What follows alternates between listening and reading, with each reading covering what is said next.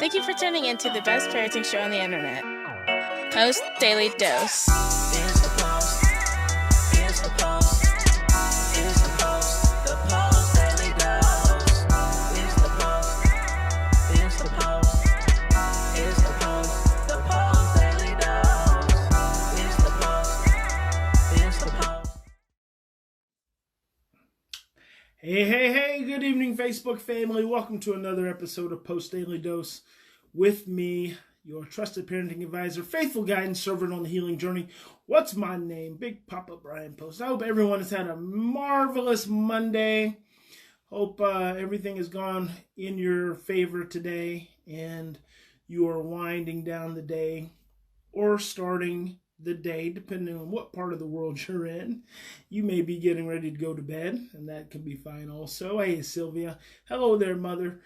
And so I hope it's been a good day for you. So I thought this evening that we would talk just a little bit about when you stress, you regress. When you stress, you regress. So there is research, neuroscience, that says some adults, in the instances of stress, have the ability to revert all the way back to infancy. This is very important on many levels. So I'm just going to try to condense this all into tonight's episode. I think I have talked about it before, but when I asked the universe, what am I supposed to talk about this evening? This is what showed up. So here's the thing.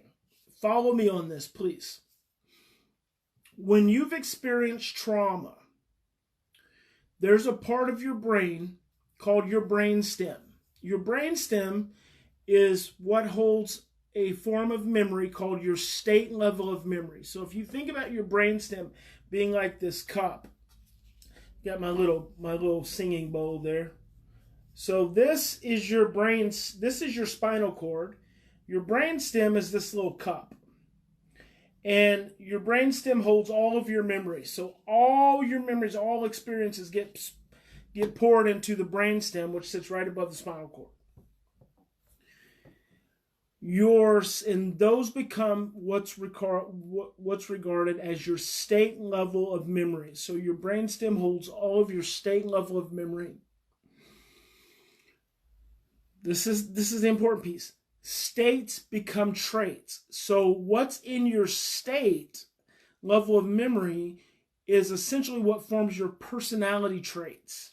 Okay? So your personality traits are stored at your state level of memory, and they start to develop really early in life. You know, there's obviously some genetic influence that is going on during that time, but mostly it's developing there at the very early stages.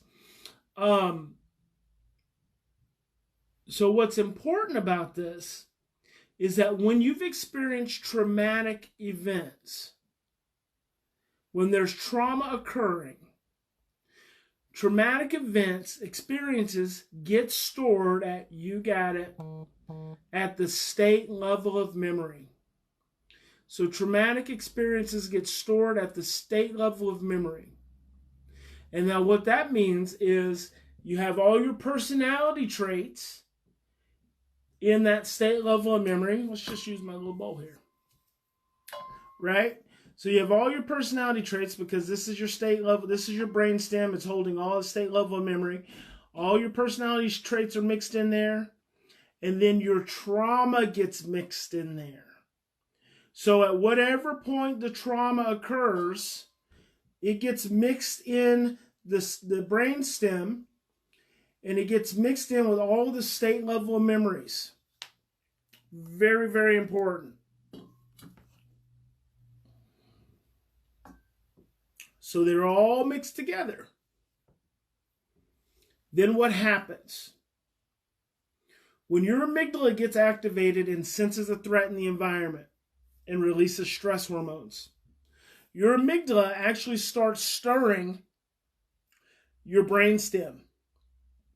When your amygdala starts to stir your brainstem, all of your state level memories start to get stirred up. So you've got congruent, hello Caitlin, You've got congruent memories and you've got incongruent memories. Another very, very, very, very, very important thing. You've got coherent and you've got fragmented. You've got memories, and think of a filing cabinet. The bottom drawer of a filing cabinet, you've got some files. Now, I could show you my filing cabinet. You've got some files that are really organized and put together. You have other pieces of random paper that's just thrown in there, and papers that are stuffed in a file and pushed together and shoved in there. And the ones that are organized, they're actually labeled, and you can actually open the drawer and you can see them, and they're organized. You know exactly what's in that file folder. You can pull it out, and what you think's in there is exactly in there. But the other ones that just get pushed in there, it's just like paper, falling out everywhere. That's what trauma memories are like.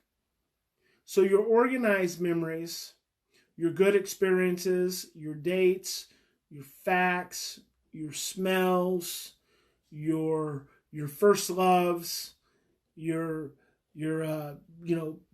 best experiences you've had, some of the sadness that you've had, some of the loss that you've had, those are all organized. It's the trauma memories that are not organized. They're all scattered.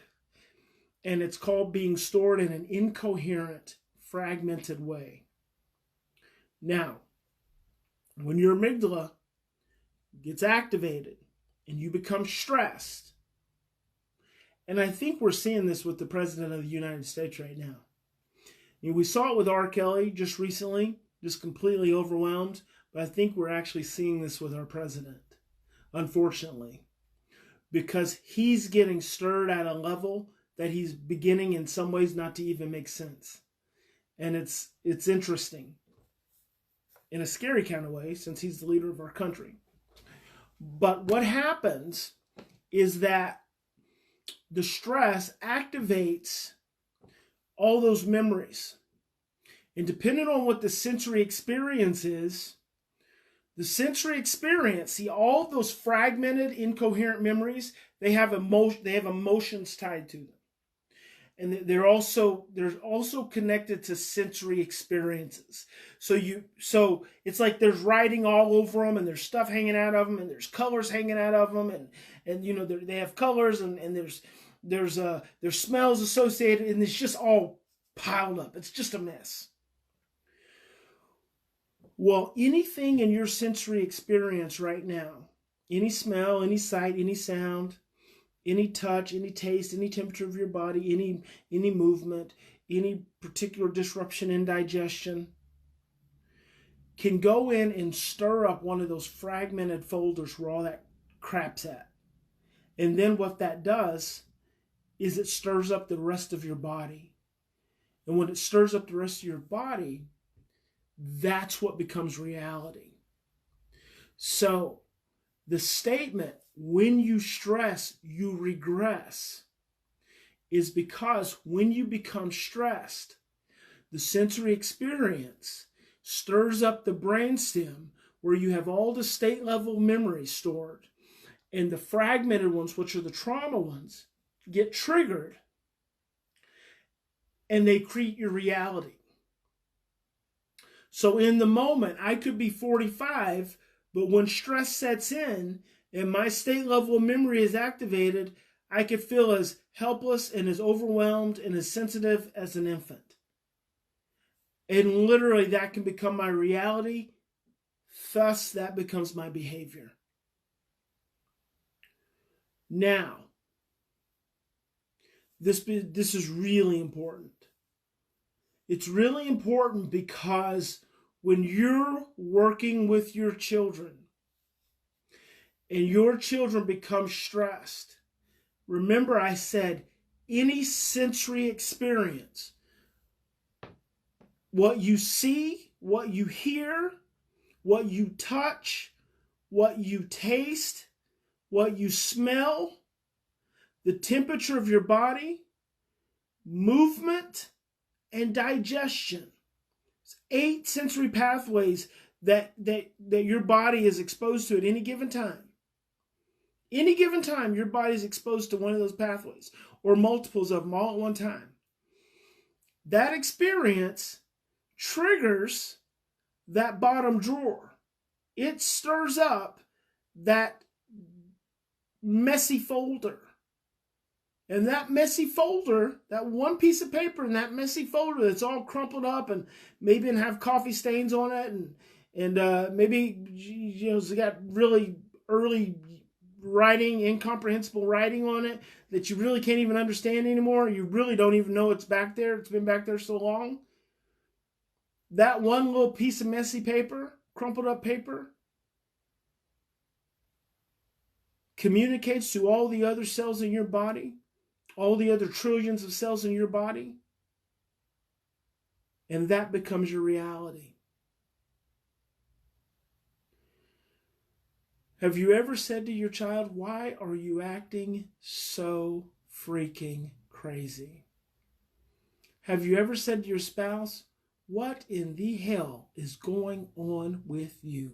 You are acting like a bona fide nutball. Have you ever wondered about yourself? Why am I so freaking anxious or stressed out right now? It's because something in that bottom drawer has gotten stirred up by something in your sensory experience, and it has brought you back to that place. And I am convinced more that the biggest challenge between parents and their children, who have behavior problems, is that you both, in that heightened state of stress, get your brainstem stirred up, activate your state level of memory, and your incoherent, fragmented, scattered, messy file folders get activated. And then you become two very confused, overwhelmed little people. And you're a little person, but just a little bit physically bigger than your little person, your child. And so you can yell more, you can be more threatening, you can be more intimidating. But it's really no different than what your older brother or sister may have done to you when you were a kid, when they were upset with you, or when they were just stressed out and mistreating you. The key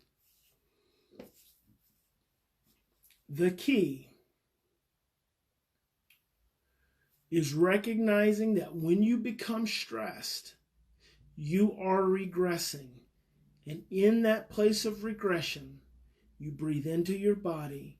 You ask yourself, what is this really about? And you get more familiar with what's being stirred up. You become more conscious of what's being stirred up. And as you become more conscious of what's being stirred up, what you begin doing is you take that really messy file folder and you start organizing it. Little by little, moment by moment, hour by hour, day by day, week by week, and pretty soon, you've got it completely organized. Pretty soon, as you're going through doing that organizing, what you're going to realize is some of that stuff you're just going to throw out. You're going to just throw it out because you don't need it anymore. You've done that with boxes, right? And drawers. I do it all the time. There's just stuff you don't need anymore. You just throw it out. You can do that with memories in your brainstem. But you don't really throw them out. What you do is you just organize them. You just say, I'm going to put that right there. I'm done with that. So that's the key. Prince said, act your age, baby, not your shoe size. Maybe we can rule the world. Oh, you don't have to watch Dynasty to have an attitude. Yeah. Just leave it all up to me. I know I can be your something. I don't know. You don't have to be rich to be my girl. You don't have to be cool to rule my world. Ain't no particular time sign or no compatible list. I just want your extra time and your woo kiss. Big Papa loves you. Remember, in any given situation, we always have two choices.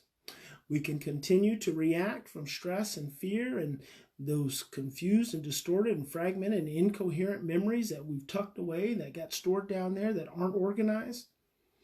Or we can stop. We can take 3 to 10 deep breaths. We can grab that file folder. We can start organizing. When we start organizing, we start getting back to our chronological age. And then we can choose love.